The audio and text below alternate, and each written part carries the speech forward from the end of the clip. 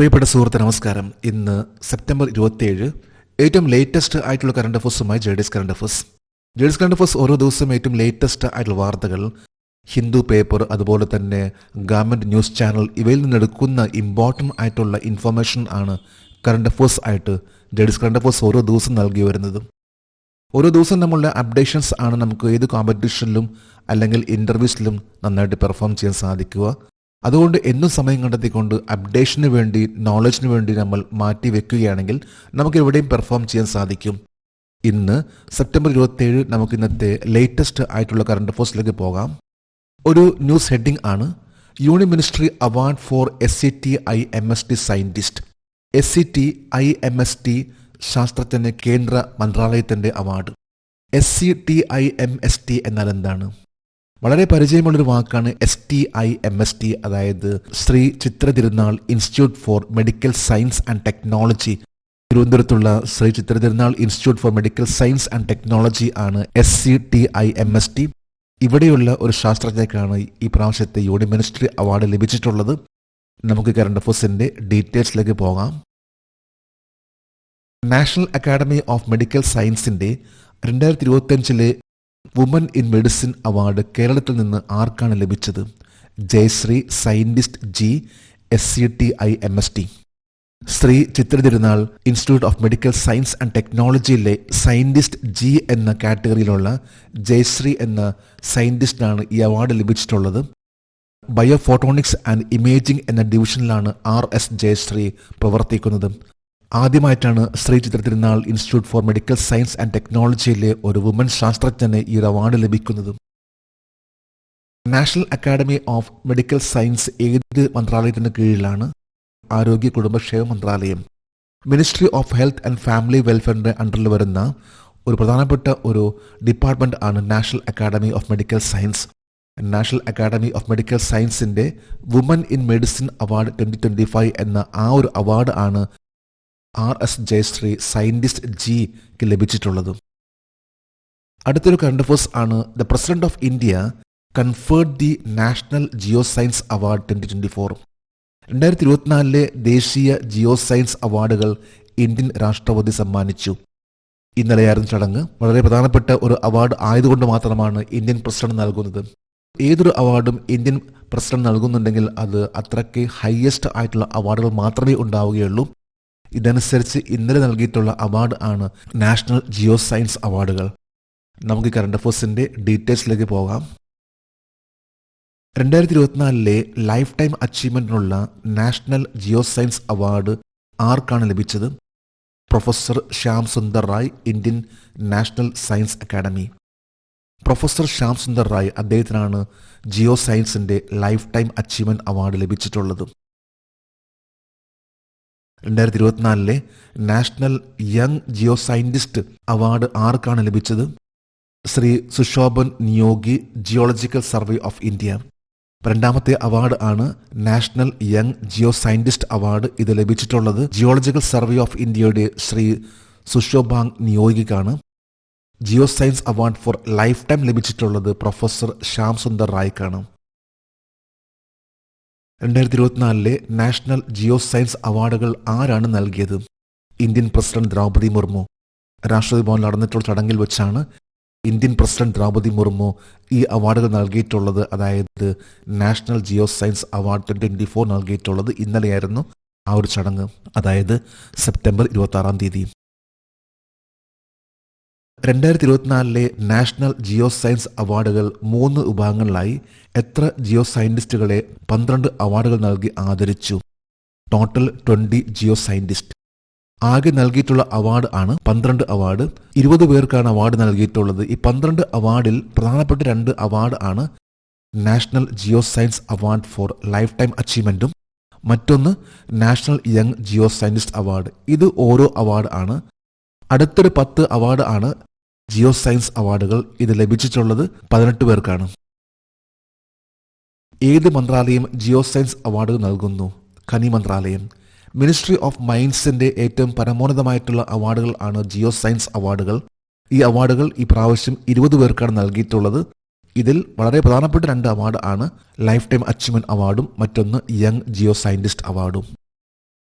അടുത്തൊരു news rating ആണ് the third edition of global food regulators summit 2025. 2025 ആഗോള ഭക്ഷ്യ നിയന്ത്രണ ഉച്ചകോടിയുടെ 3-ാം പതിപ്പ്. ന്യൂഡൽഹി നടക്കുന്ന ഒരു വളരെ ഇമ്പോർട്ടൻ്റ് ആയിട്ടുള്ള ഗ്ലോബൽ ഫുഡ് റെഗുലേറ്റേഴ്സ് സമ്മിറ്റ് ആണ്. നമുക്ക് കറണ്ട് അഫയേഴ്സിൻ്റെ ഡീറ്റെയിൽസിലേക്ക് പോകാം. 2025 ഗ്ലോബൽ ഫുഡ് റെഗുലേറ്റേഴ്സ് ഉച്ചകോടിയുടെ 3-ാം പതിപ്പ് ആരാണ് ഉദ്ഘാടനം ചെയ്യുന്നത്? കേന്ദ്ര ആരോഗ്യമന്ത്രി ശ്രീ JP നദ്ദ. ഇപ്പോഴത്തെ ഹെൽത്ത് മിനിസ്റ്റർ ആണ് ശ്രീ JP നഡ്ഡ. അദ്ദേഹമാണ് ഇന്നലെ ഗ്ലോബൽ ഫുഡ് റെഗുലേറ്റേഴ്സ് സമ്മിറ്റ് ഉദ്ഘാടനം ചെയ്തിട്ടുള്ളത്. 3-ാമത്തെ വർഷമാണ് ഇത്തരത്തിലുള്ള ഒരു വളരെ ഇമ്പോർട്ടൻ്റ് ആയിട്ടുള്ള ഗ്ലോബൽ ഫുഡ് റെഗുലേറ്റേഴ്സ് സമ്മിറ്റ് ഉദ്ഘാടനം ചെയ്യുന്നത്. പ്രധാനമായിട്ടും പറയുമ്പോൾ ഇതിൻ്റെ ലക്ഷ്യം എന്ന് പറഞ്ഞാൽ ഇന്നത്തെ ഫുഡ് സിസ്റ്റം, പ്രത്യേകിച്ച് അഡൾട്രേഷൻ, അതായത് മായം ചേർക്കൽ, ഇവയെല്ലാം കൺട്രോൾ ചെയ്യുന്നതിനും ഭക്ഷണത്തിന്റെ പ്രാധാന്യം, ജങ്ക് ഫുഡിനെ അവോയ്ഡ് ചെയ്യുന്നതിന്റെ കാരണങ്ങളെല്ലാം കാണിക്കുന്ന രീതിയിലുള്ള പല കാര്യങ്ങളാണ് ഗ്ലോബൽ ഫുഡ് റെഗുലേറ്റേഴ്സ് സമ്മിറ്റിൽ എടുത്തു പറയുന്നത്. 2025 ഗ്ലോബൽ ഫുഡ് റെഗുലേറ്റേഴ്സ് ഉച്ചകോടിയുടെ പ്രമേയം എന്തായിരുന്നു? ഇവോൾവിംഗ് ഫുഡ് സിസ്റ്റം യഥാ അന്നം തഥാ മന. പരിണമിക്കുന്ന ഭക്ഷ്യ സംവിധാനങ്ങൾ യഥാ അന്നം തഥാ മന എന്ന ഒരു തീം ബേസ് ആണ് ഈ പ്രാവശ്യത്തെ ഗ്ലോബൽ ഫുഡ് റെഗുലേറ്റേഴ്സ് സമ്മിറ്റ്. ഇത് മിനിസ്ട്രി ഓഫ് ഹെൽത്ത് ആയി ബന്ധപ്പെട്ട ഒരു വളരെ പ്രധാനപ്പെട്ട ഒരു ഉച്ചകോടിയാണ്.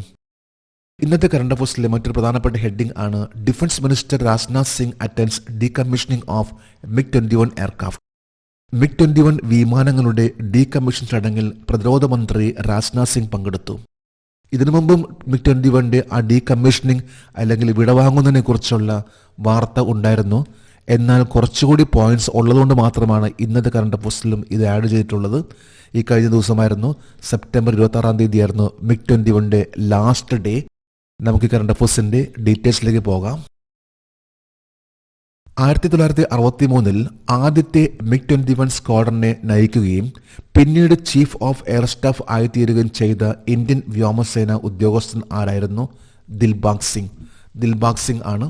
1963 അദ്ദേഹം ആ സമയത്ത് വിംഗ് കമാൻഡർ ആയിരുന്നു. ആദ്യത്തെ സ്ക്വാഡ്രൻ, MiG-21 ആദ്യത്തെ സ്ക്വാഡ്രൻ, അതിനെ നയിച്ചിട്ടുള്ള വ്യക്തിയായിരുന്നു ദിൽബാഗ് സിംഗ്. പിന്നീട് അദ്ദേഹം ചീഫ് ഓഫ് എയർ സ്റ്റാഫ് ആയി. 1981 അദ്ദേഹം ചീഫ് ഓഫ് എയർ സ്റ്റാഫ് ആയിട്ടുള്ളത്. 3 വർഷമായിരുന്നു, അതായത് 84 വരെയും ഇന്ത്യൻ എയർഫോഴ്സിന്റെ ചീഫ് ആയിരുന്നു ദിൽബാഗ് സിംഗ്. അദ്ദേഹത്തിന്റെ സമയത്താണ് MiG-21, MiG-25, MiG-23 ഇന്ത്യൻ എയർഫോഴ്സിന്റെ ഭാഗമായിട്ടുള്ളതും അതോടൊപ്പം തന്നെ മിറാജ് 2000 എന്ന് പറയുന്ന വിമാനത്തിന്റെ സെലക്ഷനും അദ്ദേഹത്തിന്റെ സമയത്തായിരുന്നു. 2025 സെപ്റ്റംബർ 26 ബാദൽ 3 എന്ന കോൾ ചിഹ്നത്തോടെ MiG-21 പറത്തിയ അവസാന വ്യക്തി ആരാണ്? Air chief marshal AP Singh. ഇപ്പോഴത്തെ എയർ ചീഫ് മാർഷൽ ആയിട്ടുള്ള AP സിംഗ് അദ്ദേഹമാണ് MiG-21 അവസാനത്തെ പറക്കൽ നടത്തിയിട്ടുള്ളത്. സെപ്റ്റംബർ 26-ാം തീയതി ബാദൽ 3 എന്ന ആ ഒരു കോൾ സൈൻ, ഇതിന്റെ ആസ്പദമായിട്ടുള്ള ഒരു ഫ്ലൈയിങ് ആയിരുന്നു MiG-21 ഇന്നലെ സെപ്റ്റംബർ 26-ാം തീയതി, the last day of MiG-21. 62 വർഷത്തെ പാരമ്പര്യത്തിന് ശേഷം MiG-21 ഏത് സ്ക്വാഡിൽ നിന്നാണ് ഇന്ത്യൻ വ്യോമസേനയിൽ നിന്ന് വിരമിച്ചത്? Panthers number 23, Cobras number 3. 2 squadrons, അതായത് പാന്തേഴ്സ് എന്ന് പറയുന്ന സ്ക്വാഡ്രനും കോബ്രാസ് എന്ന് പറയുന്ന സ്ക്വാഡ്രൻ, ഇവയിൽ നിന്നാണ് MiG-21 ലാസ്റ്റ് സ്ക്വാഡ്രൻസ്. 2025 സെപ്റ്റംബർ 26 MiG-21 നിർത്തലാക്കൽ ചടങ്ങിൽ air chief marshal AP Singh ആരുടെ കൂടിയാണ് MiG-21 വിമാനത്തിന്റെ അവസാന പറക്കൽ നടത്തിയത്? സ്ക്വാഡ്രൻ ലീഡർ പ്രിയ ശർമ്മ, ഇന്ത്യയുടെ 7ാമത്തെ വനിതാ യുദ്ധവിമാന pilot. The last sortie of MiG-21, അവസാനത്തെ പറക്കൽ നടത്തിയിട്ടുള്ളത് MiG-21 air chief marshal AP Singh. അദ്ദേഹത്തോടൊപ്പം തന്നെ പറഞ്ഞിട്ടുള്ള ഒരു ഓഫീസർ ആണ് സ്ക്വാഡ്രൻ ലീഡർ പ്രിയ ശർമ്മ, ഇന്ത്യയുടെ 7ാമത്തെ വുമൻ ഫൈറ്റർ പൈലറ്റാണ്. ഇന്ത്യൻ വ്യോമസേനയിൽ MiG-21 പകരം വെച്ച യുദ്ധവിമാനം ഏതാണ്? തേജാസ്. HAL നിർമ്മിതമായിട്ടുള്ള തേജാസ് ആണ് MiG-21 എന്ന വിമാനത്തിന് പകരമായിട്ട് വന്നിട്ടുള്ളത്. 1963 വന്നിട്ടുള്ള MiG-21 1965 1971 ഇന്ത്യ പാകിസ്ഥാൻ വാറിൽ വളരെയധികം പെർഫോം ചെയ്തിട്ടുള്ള ഒരു യുദ്ധവിമാനമാണ്. ഈ വിമാനത്തിന്റെ ലാസ്റ്റ് പറക്കൽ ആയിരുന്നു ഇന്നലെ സെപ്റ്റംബർ 26, 2025. ഇന്നത്തെ കറണ്ട് അഫയേഴ്സിലെ ഒരു ഹെഡിംഗ് ആണ് സ്പോർട്സ് ആയി ബന്ധപ്പെട്ട ഒരു കറണ്ട് അഫയേഴ്സ് ആണ്. 12th world para athletics championship 2025. 12ാമത് ലോക para athletics championship 2025 world para athletics championship ആരംഭിച്ചിരിക്കുകയാണ്. നമുക്ക് കറണ്ട് അഫയേഴ്സിന്റെ ഡീറ്റെയിൽസിലേക്ക് പോകാം. 12ാമത് ലോക പാരാ അത്ലറ്റിക്സ് ചാമ്പ്യൻഷിപ്പ് 2025 സെപ്റ്റംബർ 27 മുതൽ ഒക്ടോബർ 8 വരെ എവിടെയാണ് നടക്കുന്നത്? ന്യൂഡൽഹി ജവഹർലാൽ നെഹ്റു സ്റ്റേഡിയത്തിൽ.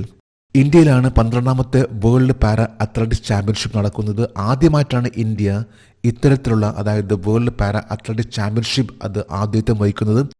ന്യൂഡൽഹിയിലെ ജവഹർലാൽ നെഹ്റു സ്റ്റേഡിയത്തിൽ വെച്ചാണ് 12ാമത്തെ വേൾഡ് പാരാ അത്ലറ്റിക്സ് ചാമ്പ്യൻഷിപ്പ് നടന്നുകൊണ്ടിരിക്കുന്നത്. ജപ്പാന്റെ കോബയിൽ നടന്ന 11ാമത് ലോക പാരാ അത്ലറ്റിക്സ് ചാമ്പ്യൻഷിപ്പിൽ 2024 ഇന്ത്യ എത്ര മെഡലുകൾ നേടി? 17 മെഡലുകൾ, 6 ഗോൾഡ്, 5 സിൽവർ, 6 ബ്രോൺസ്. കഴിഞ്ഞ വേൾഡ് പാരാ അത്ലറ്റിക്സ് ചാമ്പ്യൻഷിപ്പ് ഇത് ജപ്പാനിൽ വെച്ചായിരുന്നു. 17 മെഡൽസ് ആണ് ഇന്ത്യ നേടിയിട്ടുള്ളത്. ഈ പ്രാവശ്യം അതിൽ കൂടുതൽ ആണ് ഇന്ത്യയുടെ പ്രതീക്ഷ. അടുത്തൊരു ന്യൂസ് റീഡിംഗ് ആണ്. IIT Madras selected as UNCOE for AI by India. IIT Madras AIയുടെ യുണൈറ്റഡ് നേഷൻസ് COE ആയി തിരഞ്ഞെടുത്തു. അപ്പോൾ COE എന്നാൽ എന്താണ്? COE എന്നാൽ സെന്റർ ഓഫ് എക്സലൻസ്. യുണൈറ്റഡ് നേഷന്റെ സെന്റർ ഓഫ് എക്സലൻസ് ആയി തിരഞ്ഞെടുത്ത ഇൻസ്റ്റിറ്റ്യൂട്ട് ആണ് IIT മദ്രാസ്. നമുക്ക് കറണ്ട് അഫയേഴ്സിന്റെ ഡീറ്റെയിൽസിലേക്ക് പോകാം. UNAI സെന്റർ ഓഫ് എക്സലൻസ് ആയി ഇന്ത്യ ഏത് ഇന്ത്യൻ ഇൻസ്റ്റിറ്റ്യൂട്ട് ഓഫ് ടെക്നോളജിയാണ് നാമനിർദ്ദേശം ചെയ്തത്? IIT മദ്രാസ്. IIT മദ്രാസ് ആണ് ഇന്ന് ഇന്ത്യയിലെ ഏറ്റവും ലീഡ് ചെയ്യുന്ന AI എന്ന കാറ്റഗറിയിലെ IIT. ഇതനുസരിച്ച് ഇന്ത്യ യുണൈറ്റഡ് നേഷനിലെ സെന്റർ ഓഫ് എക്സലൻസിലേക്ക് നോമിനേറ്റ് ചെയ്തിട്ടുള്ള IIT ആണ് IIT മദ്രാസ്. ഇന്ന് ഇന്ത്യയിലെ ഏറ്റവും ടോപ്പ് റാങ്കിൽ നിൽക്കുന്ന IITയിൽ ഒന്നാണ് IIT മദ്രാസ്. ഐക്യരാഷ്ട്രസഭ office for digital and emerging ടെക്നോളജീസിന്റെ ആഗോള AI ഹബ്ബുകളുടെ ഒരു ശൃംഖല സൃഷ്ടിക്കുന്നതിന് ഇന്ത്യയിൽ നിന്ന് ഏത് സ്ഥാപനത്തെയാണ് ഇന്ത്യ നാമനിർദ്ദേശം ചെയ്തത്? IIT മദ്രാസ്. യുണൈറ്റഡ് നേഷന്റെ വളരെ പ്രധാനപ്പെട്ട ഒന്നാണ്, ഒരു ഓർഗനൈസേഷൻ ആണ് ഡിജിറ്റൽ ആൻഡ് എമർജിംഗ് ടെക്നോളജീസ് എന്ന് പറയുന്ന ഓഫീസ്. അതിന് ലക്ഷ്യമെന്ന് പറയുമ്പോൾ ആഗോളതലത്തിൽ ഒരു ഗ്ലോബൽ AI ഹബ്ബ് ഉണ്ടാക്കണമെന്നും അതനുസരിച്ചാണ് ഇന്ത്യയിൽ നിന്നുള്ള IIT മദ്രാസിനെ ഇന്ത്യ നോമിനേറ്റ് ചെയ്തിട്ടുള്ളതും. അതായത് ആഗോളതലത്തിൽ ഒരു ഗ്ലോബൽ AI ഹബ്ബ് ഉണ്ടാക്കുന്നതിന് വേണ്ടി യുണൈറ്റഡ് നേഷന്റെ ആ ഒരു ലക്ഷ്യത്തിലേക്ക് വേണ്ടിയുള്ള ഒന്നാണ് IIT മദ്രാസിനെ ഇപ്പോൾ എടുത്തിട്ടുള്ളത്. നമ്മൾ ഏറ്റവും ലേറ്റസ്റ്റ് ആയിട്ടുള്ള കറണ്ട് അഫയേഴ്സ് ആണ് ഇന്നിവിടെ അപ്ഡേറ്റ് ചെയ്തിട്ടുള്ളത്. ഓരോ ദിവസം നമ്മൾ ഇതുപോലെ തന്നെ അപ്ഡേറ്റ് ചെയ്യുകയാണെങ്കിൽ നമുക്ക് നല്ല മാറ്റങ്ങൾ ഉണ്ടാകും. ജെഡിസ് കറണ്ട് അഫയേഴ്സിന്റെ ഇന്നത്തെ ഈ വീഡിയോ കണ്ടിട്ട് ഇഷ്ടപ്പെട്ടെങ്കിൽ ഈ ചാനൽ സബ്സ്ക്രൈബ് ചെയ്യാനും ഷെയർ ചെയ്യാനും മറക്കരുത്. നമുക്ക് നാളെ വീണ്ടും പുതിയ കറണ്ട് അഫയേഴ്സുമായിട്ട് കാണാം. Thank you very much.